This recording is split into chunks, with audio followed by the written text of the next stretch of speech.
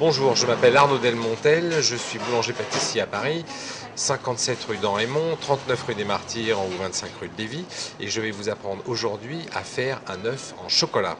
Pour cela, vous allez donc faire fondre des pastilles de chocolat à 45-50 degrés dans un bol ou un seau au micro-ondes ou au bain-marie. Vous allez le tabler, c'est-à-dire vous allez le poser sur un marbre froid et vous allez l'étaler pour refroidir cette masse de chocolat pour qu'ensuite il puisse se cristalliser.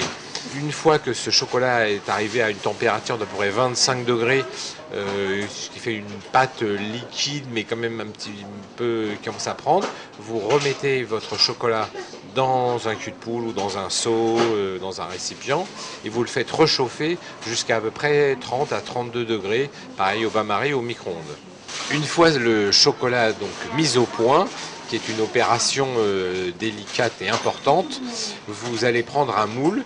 Votre moule se doit d'être bien propre. L'intérieur a été préalablement nettoyé avec un sopalin ou un chiffon sec, surtout pas d'eau. Vous prenez un pinceau que vous trempez dans votre chocolat et vous passez une première couche de chocolat à l'intérieur de votre moule. Une fois cette étape réalisée, vous prenez du chocolat avec une louche par exemple et vous moulez votre sujet avec du chocolat. Vous tapotez un petit peu pour pouvoir enlever les bulles d'air pour qu'il n'y ait pas de petites bulles d'air à l'intérieur du moulage. Vous le retournez ensuite. Vous tapotez votre moule pour enlever l'excédent de chocolat et vous laissez durcir au frigo dans un endroit frais mais sec pendant une dizaine d'heures. Au bout d'une dizaine d'heures, vous prenez votre moulage et vous le démoulez délicatement. Et vous avez réalisé votre œuf en chocolat. Une fois votre moulage réalisé, vous pouvez le décorer ou y rajouter des petites touches originales. Une chose assez facile à faire est de le brosser légèrement avec une brosse métallique et de le saupoudrer de cacao poudre.